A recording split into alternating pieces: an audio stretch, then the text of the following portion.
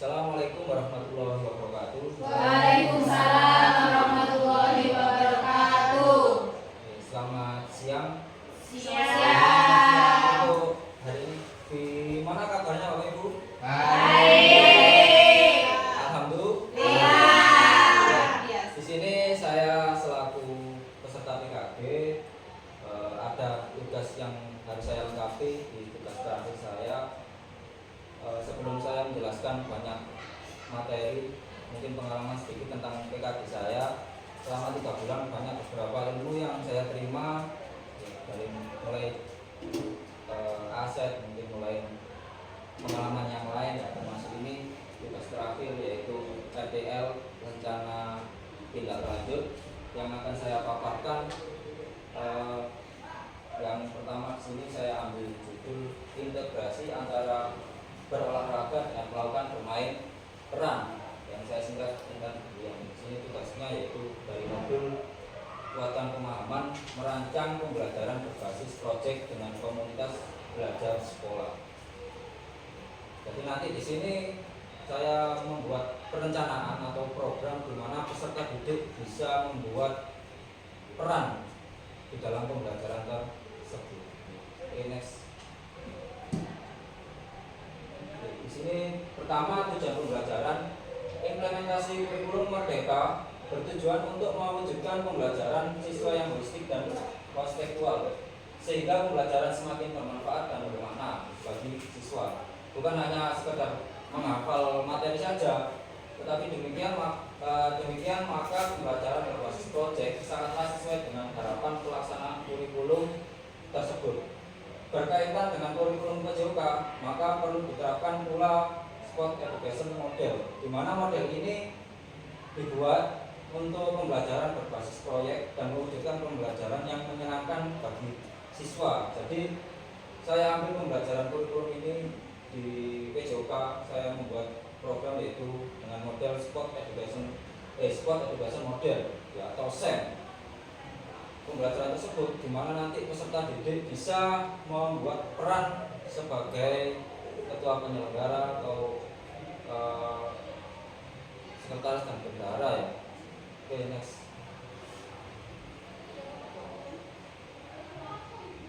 Untuk yang kedua, produk utama. Jadi produk yang dihasilkan nanti seluruh siswa, baik siswa laki-laki maupun perempuan, memahami jalannya pertandingan bola voli melalui kegiatan bermain peran.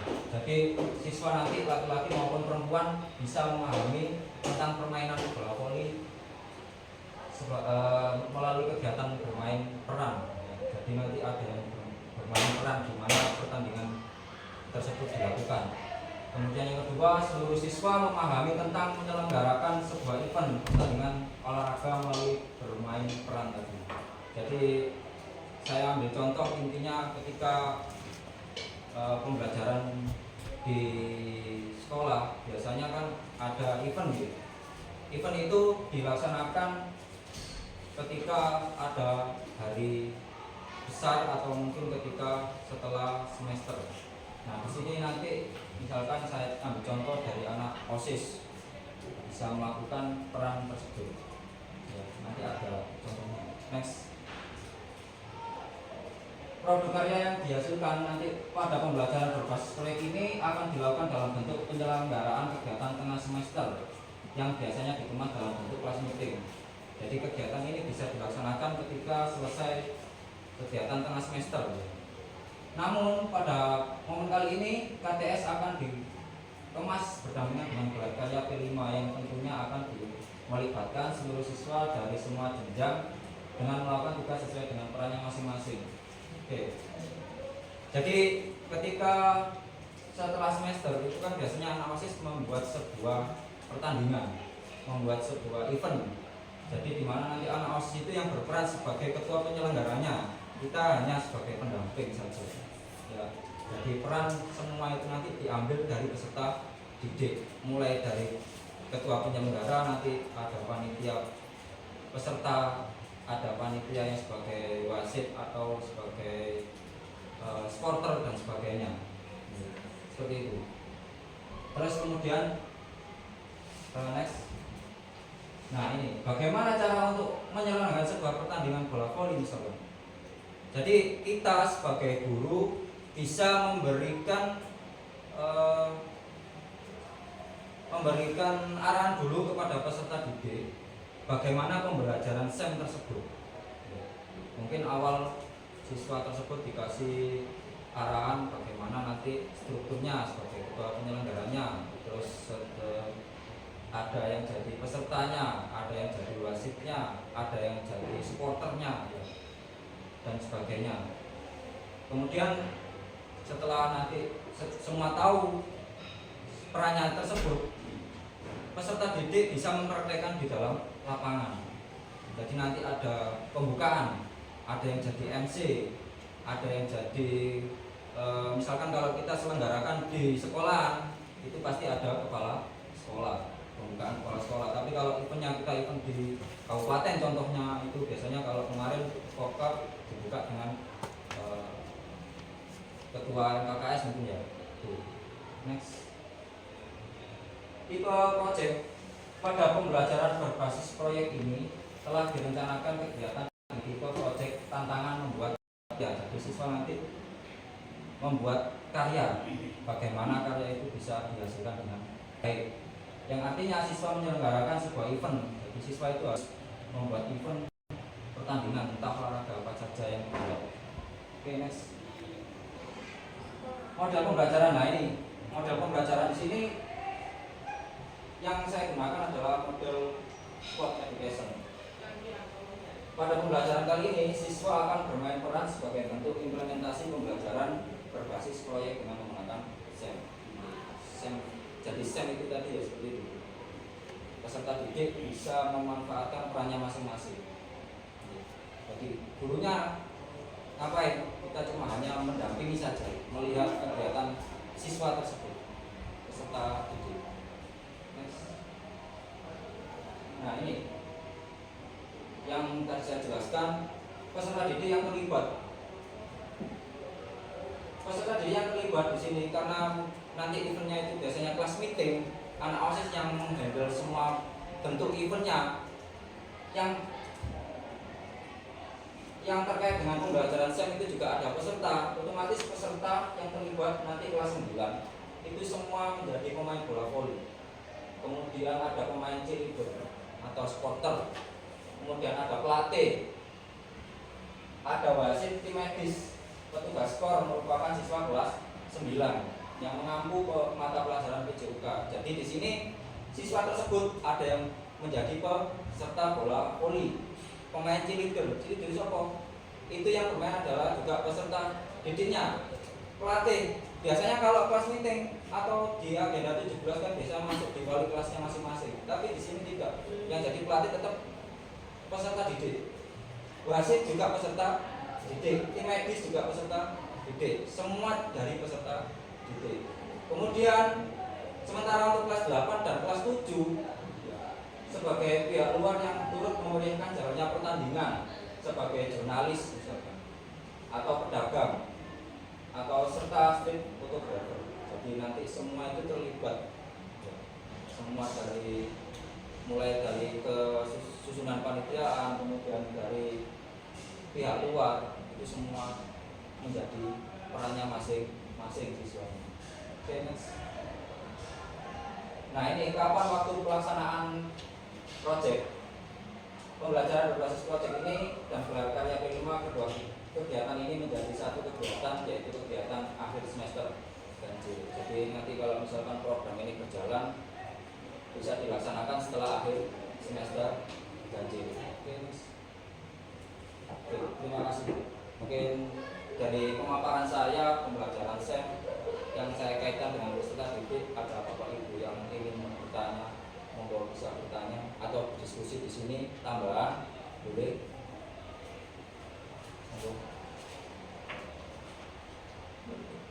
Monggo Bapak Ibu barangkali ada pertanyaan. Silakan.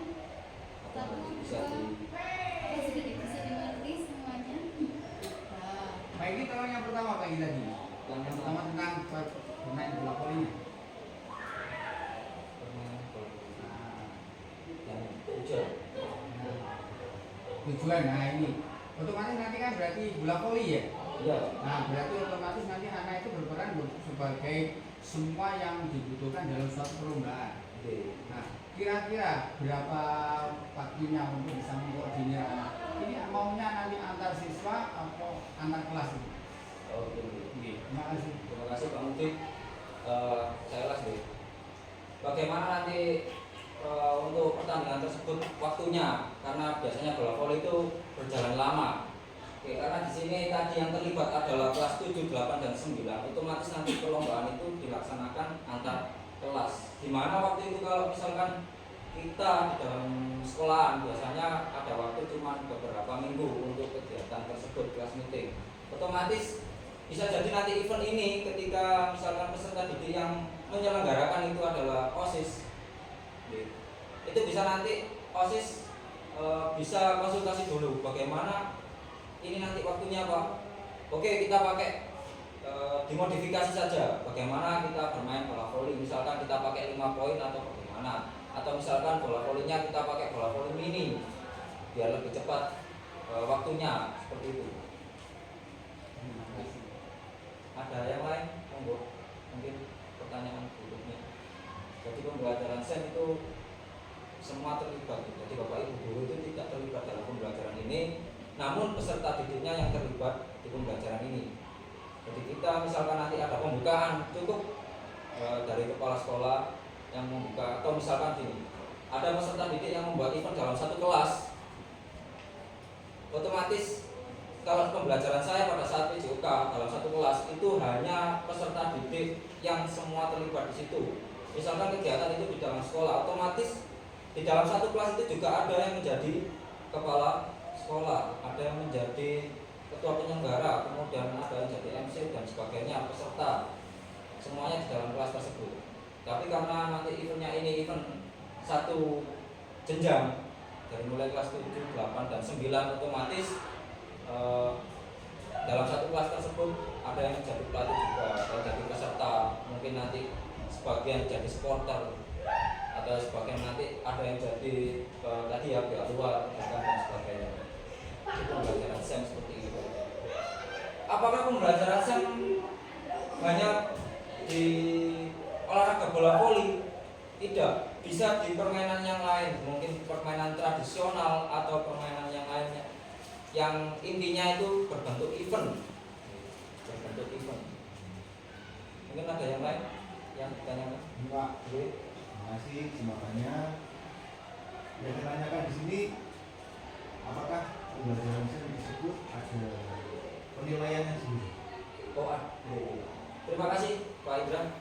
Untuk penilaian dari pembelajaran SEM sendiri, kita menilai dari peserta didik itu menilainya berdasarkan minat atau berdasarkan dia bergeraknya atau sesuai perannya. Misalkan anak tersebut menjadi peserta, kita menilai dari peran tersebut, anak tersebut. Anak tersebut juga melakukan perannya sebagai peserta, itu masuk di penilaian. Seperti peran tersebut sudah dilakukan, seperti itu. Terus kemudian ada penilaian, misalkan dia itu menjadi wasit. Peran dia menjadi wasit, kita nilai apakah dia sudah menjadi wasit yang betul atau tidak sebagai peran tersebut. Atau yang lain mungkin bisa menjadi apa ya? Bisa menjadi mungkin kalau di event tersebut kan ada pembukaan. Nah, MC-nya itu sudah membuat MC yang baik atau tidak. Kemudian pada saat ada sambutan dari ketua penyelenggara itu dilakukan dengan baik atau tidak, nanti penilaiannya seperti itu.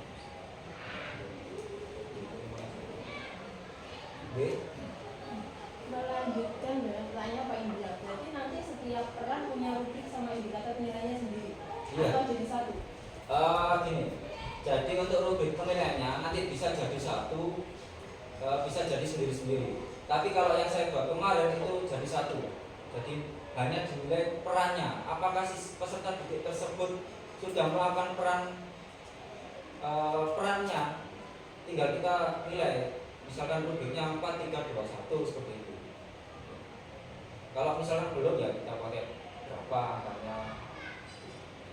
Jadi misalkan di sini kan kalau kemarin saya pelajari pembelajaran SEM itu yang terlibat dalam materi PJK itu adalah materi pembelajaran mapel seni budaya dan bahasa Indonesia.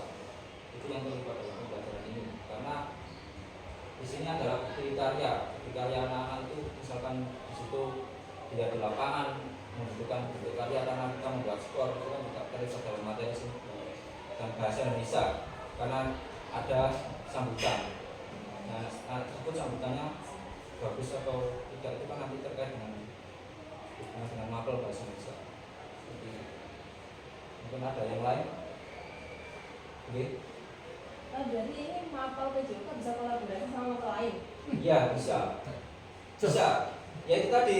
Kenapa saya bilang berkaitan dengan mapel PJK dengan mapel yang lain? Karena itu siswa tersebut pada saat membuat event otomatis kan ada pembukaan, dan pembukaan itu kan pasti ada MC. Nah MC atau pada saat ada yang sambutan itu juga nanti dari sambutan tersebut kan terkait dengan mapel bahasa Indonesia.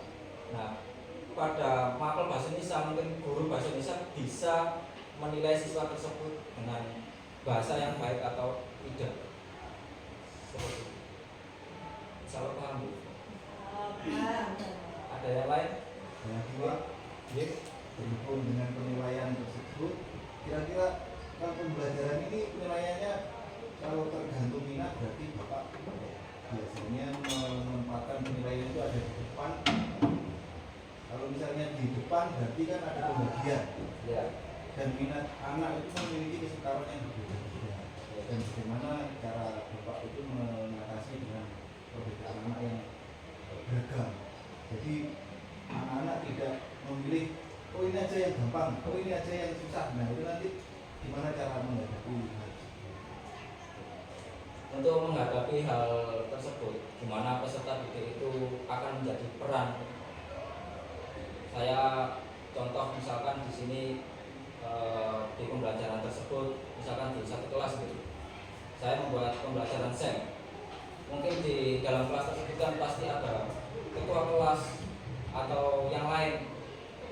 Misalkan di situ materinya bola-voli, otomatis anak-anak sudah berkolaborasi sendiri, memilih, wes aku tak bagian ketua, karena biasanya ketua kelas itu langsung saya tunjuk untuk menjadi kepala sekolah misalkan, untuk yang struktur lainnya menjadi ketua penyelenggara. Nah di situ nanti ada yang jadi peserta, misalkan oyo-oyoan nggak mau jadi yang jadi MC atau jadi yang lain, yang dimaksudkan seperti itu gitu. Kalau misalkan saya misalkan saya menemukan hal tersebut, biasanya langsung daripada nanti waktunya habis langsung saya tunjuk aja.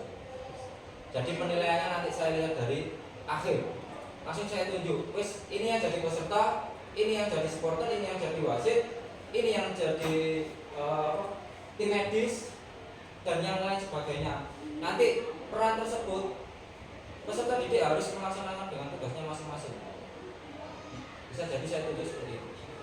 Kalau saya biarkan anak-anak sendiri, ya tergantung bagaimana anak menyikapi itu. Kalau anak-anak bisa menyikapinya ya cepat, kalau nggak bisa biasanya langsung dari gurunya yang mengambil keputusan.